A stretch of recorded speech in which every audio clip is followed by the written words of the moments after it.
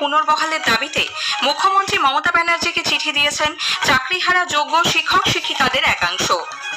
Agent এবং রাজনৈতিক নেতা ও ব্যক্তিদের মধ্যে সুজয় কৃষ্ণ ভদ্র ওরফে কালীঘাটের কাকু সেতুর মতো কাজ করতেন বলে সিবিআই এর আইনজীবী আজ আদালতে দাবি করেছেন।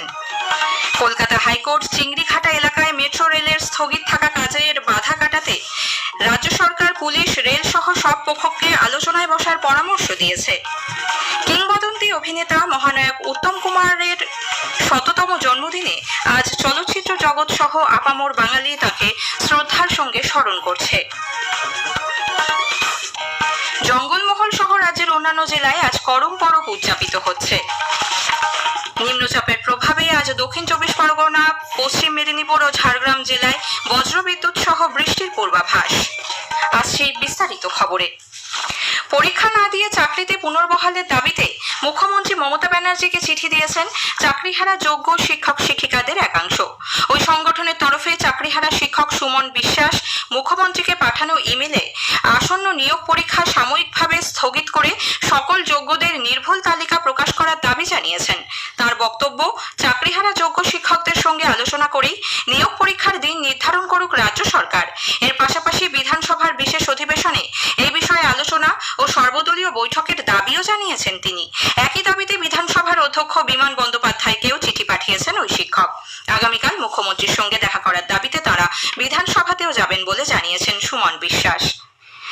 এজেন্ট এবং রাজনৈতিক নেতা ও ব্যক্তিদের মধ্যে সুজয় কৃষ্ণ ভদ্র ওরফে কালীঘাটের কাকু সেতুর মতো কাজ করতেন বলে সিবিআই এর আইনজীবী ধীরাজ ত্রিবেদী আজ আদালতে দাবি করেছেন।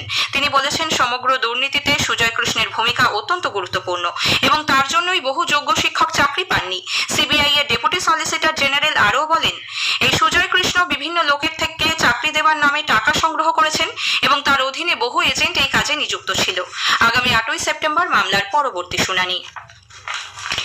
এসএসসি নিয়োগ দুর্নীতিতে অভিযুক্ত রাজ্যের প্রাক্তন শিক্ষামন্ত্রী পার্থ চট্টোপাধ্যায় আজ সিবিআই এর দায়ের করা মামলায় জামিন পেয়েছেন। আলিপুরের বিশেষ সিবিআই আদালত ৭,০০০ টাকার ব্যক্তিগত বন্ডে তার জামিন মঞ্জুর করে। এর আগে সিবিআই এর দায়ের করা গ্রুপ সির নিয়োগ মামলায় সুপ্রিম কোর্ট থেকে জামিন পেয়েছিলেন পার্থ। তবে অন্য একাধিক মামলা বকেয়া থাকায় প্রাক্তন শিক্ষামন্ত্রী জেল থেকে মুক্তি পাচ্ছেন না বলে জানা গেছে। একই সঙ্গে নিয়োগ দুর্নীতি মামলায় অভিযুক্ত প্রাক্তন মন্ত্রী পরেশ অধিকারী এবং তার কন্যা অঙ্কিতা অধিকারীও আজ আদালতে আত্মসমর্পণ করে জামিন পেয়েছেন। দুপুরে আলিপুরের বিশেষ সিবিআই আদালতে আত্মসমর্পণ করেন তারা। প্রাক্তন শিক্ষামন্ত্রী পার্থ চট্টোপাধ্যায়ের ব্যক্তিগত সচিব সুকান্ত আচার্য ওই আদালতে আত্মসমর্পণ করেছেন। যদিও প্রতিটি মামলার আলাদা চরিত্র এবং বৃহত্তর সামাজিক প্রেক্ষিতে এই দুর্নীতি মামলার বিরাট প্রভাবের প্রসঙ্গ তুলে সিবিআই এর তরফে জামিনের আবেদনের বিরোধিতা করা হয়। পূর্ব মেদিনীপুরের খেজুরিতে ২ বিজেপি কর্মীর রহস্য মৃত্যুর ঘটনায় কলকাতা হাইকোর্ট প্রথম ময়নাতদন্তকারী চিকিৎসক, আধিকারিক, খেজুরি থানার ওসি ও প্রয়োজনে মেলা কমিটির কর্মকর্তার মোবাইল ফোনের কল রেকর্ডস খতিয়ে দেখে সিআইডির বিশেষ তদন্তকারী দল সিটকে আদালতে রিপোর্ট জমা দিতে বলেছে।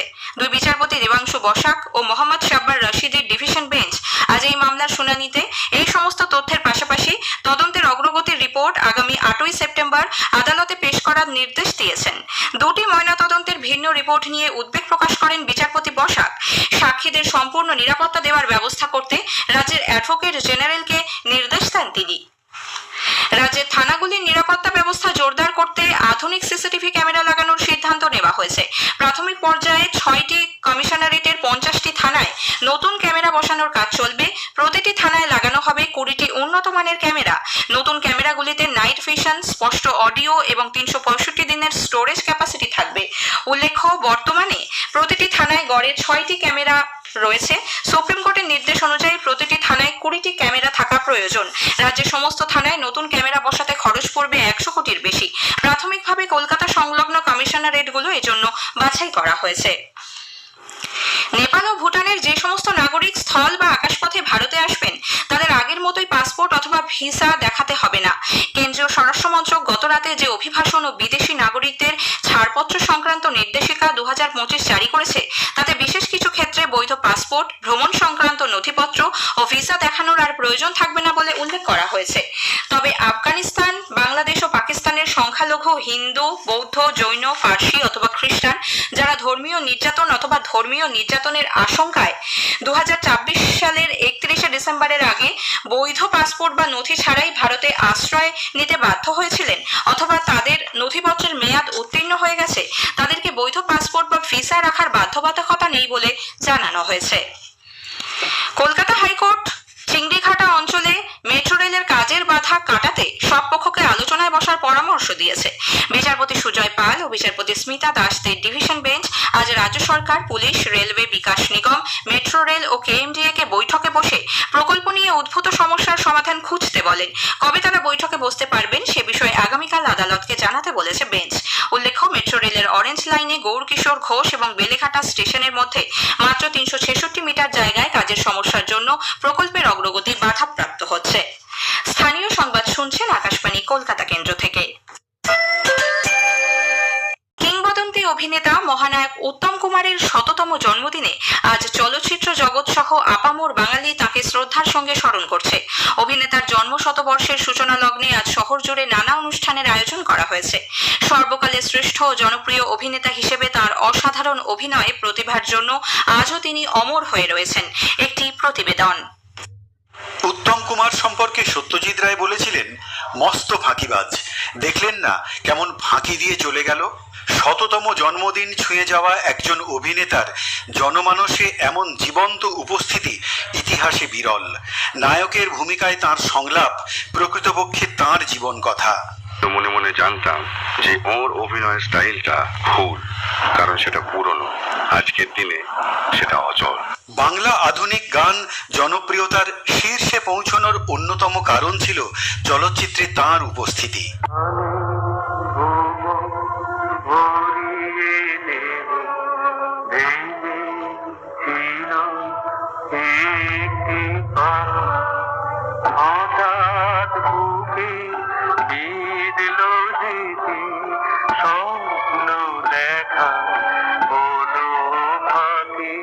শতবার্ষিকী উদযাপনের সূচনা পর্বে তাঁর নামাঙ্কিত বহু সংগঠন বছর জুড়ে নানা কর্মসূচি হাতে নিয়েছে।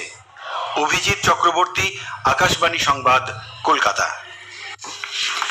মহানায়ক উত্তম কুমারের 100তম জন্মদিন উপলক্ষে নবান্নে তাঁর ছবিতে মালা দিয়ে শ্রদ্ধা জানান ক্রীড়া ও যুব কল্যাণ মন্ত্রী অরূপ বিশ্বাস। মুখ্যমন্ত্রী মমতা ব্যানার্জি উত্তম কুমারের জন্মদিনে সামাজিক মাধ্যমে তার প্রতি শ্রদ্ধা নিবেদন করেছেন।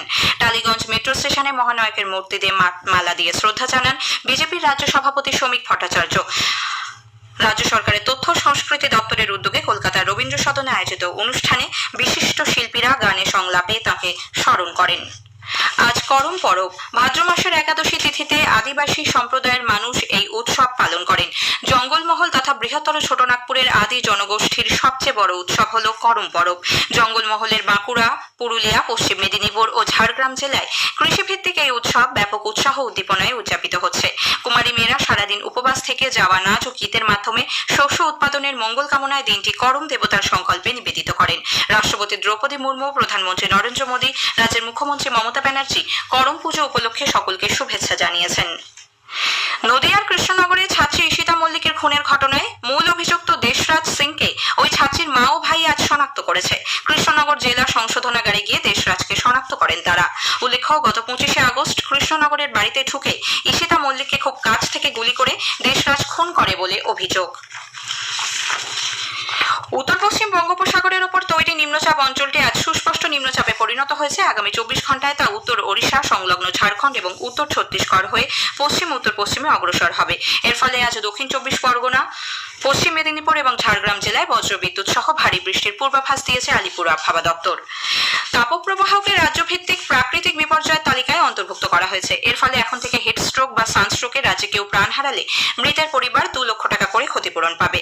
রাজ্য বিপর্যয় মোকাবিলা ও সিভিল ডিফেন্স দপ্তর এই মর্মে বিজ্ঞপ্তি জারি করেছে। হিটওয়েভ, নদী ভাঙন, ভারী বৃষ্টি, বন্য পশুর আক্রমণ সহ মোট 14টি ঘটনাকে রাজ্যভিত্তিক প্রাকৃতিক বিপর্যয় হিসেবে ঘোষণা করা হয়েছে। শেষ করার আগে স্থানীয় সংবাদের বিশেষ কিছু অংশ আরো একবার। নতুন করে পরীক্ষায় না বসে চাকরিতে পুনর্বহালের দাবিতে মুখ্যমন্ত্রী মমতা ব্যানার্জিকে চিঠি দিয়েছেন চাকরিহারা যোগ্য শিক্ষক শিক্ষিকাদের একাংশ। এজেন্ট এবং রাজনৈতিক নেতা ও ব্যক্তিদের মধ্যে সুজয় কৃষ্ণ ভদ্র সেতুর মতো কাজ করতেন বলে সিবিআই এর আইনজীবী আদালতে দাবি করেছেন। স্থানীয় সংবাদ শেষ হলো, এরপর খেলার খবর 8টা বেজে 10 মিনিটে।